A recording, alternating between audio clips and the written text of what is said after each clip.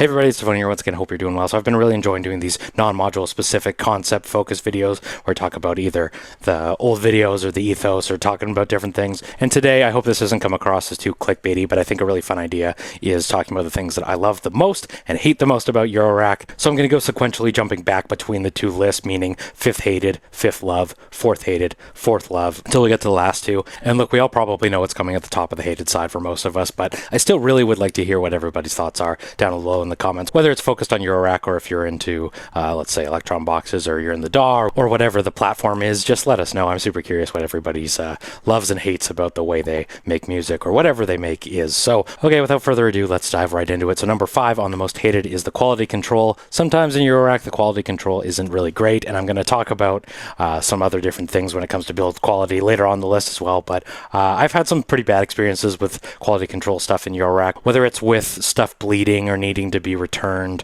or I'm looking at the QVL by 512 that I did a video on right now and it has a frozen screen.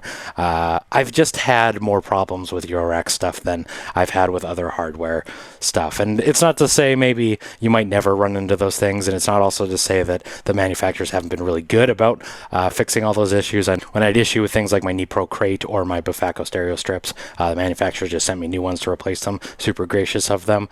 But I will say, just on the whole, I never had those issues with like guitar pedals or other drum machines before I was into Eurorack, so it kind of also gives me pause for like taking these things on stage. Obviously I'm going to and I plan to, but I do kind of hate it. Okay, number 5 for most love, special pieces in Eurorack. There's some things that you just can't get elsewhere. When I was in the pre-Eurorack days, I really wanted a data bender, I really wanted a piston Honda, things that, you know, there's alternatives out there for sure, but there's just some pieces that are really special that aren't available elsewhere. You know, of course there are similar alternatives, there are similar ideas, and there's easier workflows, but when it comes to things like the piston Honda, the data bender, the ultra kick, the things that really have kind of defined my sound, I don't think those things are, I mean, there's samples too of those things, but still, those things are in Eurorack, and they offer something really special that you can't find anywhere else. Okay, so for number 4, I'm going to try and do something a little bit cheeky. It's going to make it onto the both loved and hated side. It is the ability to create any synthesizer you want is one of the things I love the most and hate the most about Eurorack. It's a beautiful thing to be able to create any sort of thing you want, but also a pretty horrifying thing, right? On the hate side, I would say your only limitation is your self-control, right? And your ability to research and plan. And in my case, those things are very lacking, so it's a very dangerous thing. But on the plus side too, coming from an Electron background where every box was just missing that one piece, where some things are just focused in a way that it necessarily isn't for you, or it has like some things are perfect but it doesn't have the effects section, or there's no master compressor on this thing. So when it comes to Eurorack, just build all that stuff out yourself. I have an upcoming video basically where I talk about how I took all of the things that I wanted out of an Octatrack that I wasn't able to get to work perfectly in the project workflow and stuff, and built it out of Eurorack, because you can do that. Like the perfect groove box doesn't necessarily exist elsewhere, but you can craft it yourself.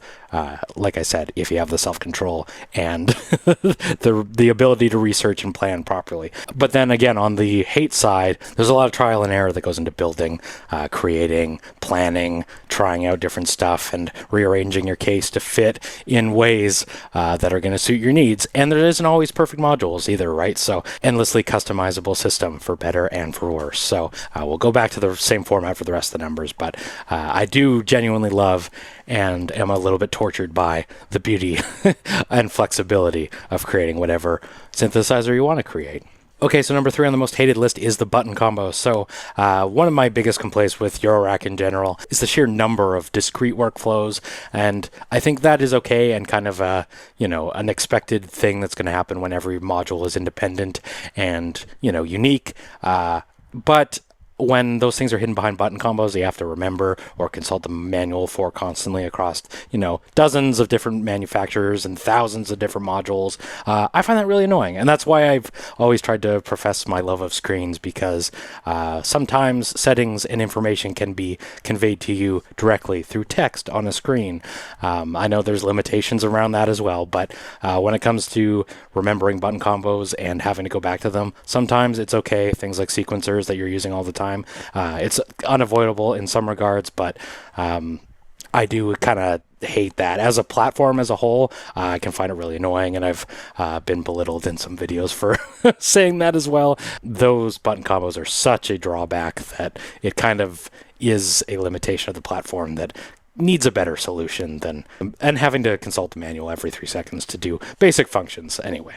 I had a really hard time with deciding where to rank this one, but number 3 on the most loved is the form factor. I absolutely love the idea, from a hardware synthesizer perspective, of having everything in one place. And in the case of my 2 cases, it's a lot of cases, it means having a portable single one box for all of my mixer, my sampler, my everything. When I was in trying to do DAW-less desktop stuff before, it's just a barrage of power supplies and MIDI messages and cable routing and MIDI repeaters and throughput and all of this crap that just like is so much simpler to have in one platform, Eurorack being the platform, and one case. And in my case, literally again my case, having this vertical space as well is so nice. Like, just, I don't know, I really love that. I love having all of the things in the one spot, not having to build a special IKEA shelf, or not having to run a million power supplies and externally mix and all this stuff. And some of the solutions to things like specifically mixing, not perfect, but just the form factor is great. When you build a case, you're building, at least what I like to do, building entire systems in a single box to take out, perform, do what you want with them. That is like one of the best parts about Eurorack.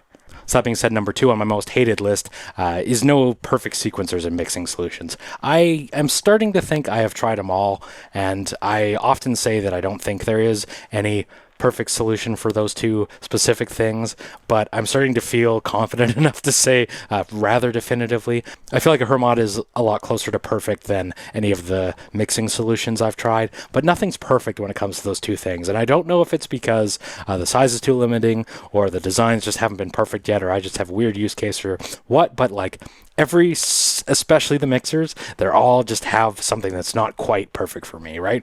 I have the blue box Eurorack here. Issues, there's no effects return, there's no ability to basically, like, if I want to do full submixes in the blue box, you can't do it, you have to do it elsewhere. Well, that's okay, but if I want to use the blue box to its full potential with its EQing, its panning, its individual effects, you can't do external sends. You better do all of that within the blue box, which is super annoying. The routing on that front is kind of annoying too. There's no effects return, so you have to give up a certain amount of tracks. There's ways to get around these things if you like do submixes before. This is sort of what I'm trying to do right now, again, with the soundstage, but again, it's just like none of these things are perfect, and it's just like, it's like, I know Eurorack by its very nature is kind of its own limitations, but it's just like, it's I'm trying to not spoil the next one, but like, it's just, it should be perfect. It's so close to perfect in some regards, but the mixing, it just leaves something to be desired. And I almost am thinking in the end I'm going to be moving to a big desktop mixer to just do all these in like a regular full-on mixer. But we'll see what happens on that front. I also want to do USB audio and stuff. And anyway, we'll talk about all of these in more depth when I get to the Blue Box video. But so number 2 on the most loved side, and this might be kind of the weirdest take on here, I think, because no one ever seems to talk about this side of it, but I also feel kind of really strongly about it in a weird way. I don't know if it's just how I'm wired or the way I look at things, or I have a bizarre background coming from like pedal boards and stuff, but the signal routing of Eurorack helps me learn. When it comes to like starting to learn on something, like, I think the first synthesizers you get are usually recommended to beginners are like a Korg Monologue or like a Volca Keys. Those things have all different building blocks that are all sort of lumped together under the hood. And for me, just the way I'm wired, I guess, I find it so much easier to learn when all of those pieces are distinct, are discrete, and are connected very, very literally through no internal patching, no implied patching. There's no envelope. Like, I'm looking back to when I was brand new, when I had like Volca Keys when it first came out, and seeing something like EG. Well, if I'm too lazy to even look up what EG means, do I know what an envelope is? No. Do I know what EG is meaning? No. But when I'm learning in Eurorack, and the same goes for VCV Rack, patching an envelope, physically patching, like having to make that connection to me, at least for the weird way I'm wired, makes it so much clearer to me. And even if that means a mess of spaghetti at the end, at least you built those connections, right? And obviously modules themselves have internal routings and stuff too, but when it comes to the most basic synthesizer design, like I think it's really helpful for me learning the different pieces, like learning about wave folding. Like there was wave folders in some of the synthesizers I tried. I remember trying like Waldorf Blofeld in the iPad app and stuff, and I didn't understand what those pieces were, but when I take a subtractive synthesis patch and put that into the patch, then I can really start to understand in depth. And I feel like it's taught me so much. Occasionally I get questions that are like, hey, I don't know anything about making music, but synthesizer seems like a really cool way to start. I always say VCV rack. Or be like, everyone does always say, oh, my friend told me to get like a mini log, or my friend told me to get a micro freak. And I'm just sort of like, those things are great tools for beginners. Those are great ways to make huge sounds, complete, amazing sounds. And maybe that's what people feel is important to get you hooked on synthesis. But for me, if you want to really learn about all of the different components, sorry, I'm going to like literally make the connection, I feel is like really, really valuable to me. All right, number one most hated. So in the beginning of this video, I mentioned that we all knew what was coming at the top of the hated side, but I want to call this value, not just price, because price is okay if it's worth it, right? It's okay if something's perfect and it costs a fortune and it's worth it, then it's not expensive. Well, it can be expensive, but like it's worth it, right? The problem for me in Eurorack sometimes is the value isn't there. If it costs a fortune and it's not perfect, then that's when it gets kind of frustrating, right?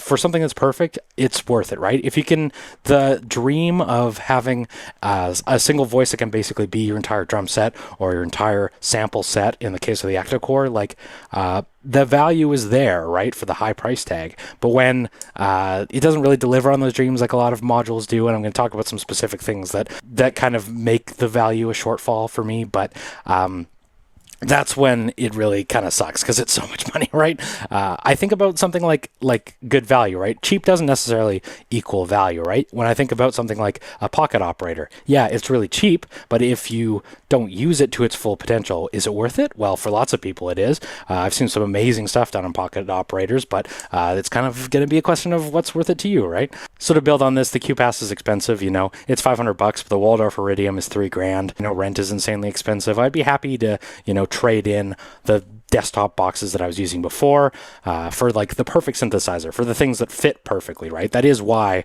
we're in the rack, so to speak. But what I hate is when, the things don't deliver on them, and worse yet, when the barrage of hardware updates come out. So half-baked hardware that's pumped out, unfinished stuff that's milked for even more money with V2s or revision 2s or later updates that could have been in software but needed a new hardware revision to ring the register again. And worse yet, those almost there designs, right? When everything's like just almost perfect and I'm looking at the mixers again, but not quite perfect, right? And worse yet, if they put you in that situation, then release a V2 to ring the register again and then leave you holding the bag with the unfinished, incomplete version 1, which... love it. This also sort of plays into like the lack of long-term support, right?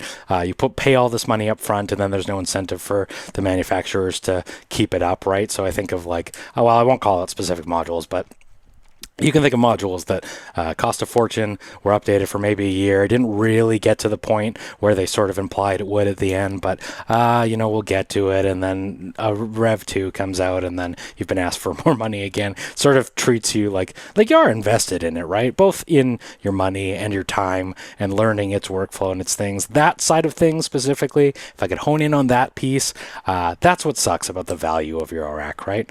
When it comes to I would pay more for a filter in the rack because, like I just said about the layout and the learnability of it, right? Those things are worth it. And there's great deals in the rack too if you use small manufacturer, if you do DIY, if you do all those things right. But when it comes to the super expensive things that are kind of half-baked and not done, it's just like, that's what I hate most about Eurorack. It's where the value is missing.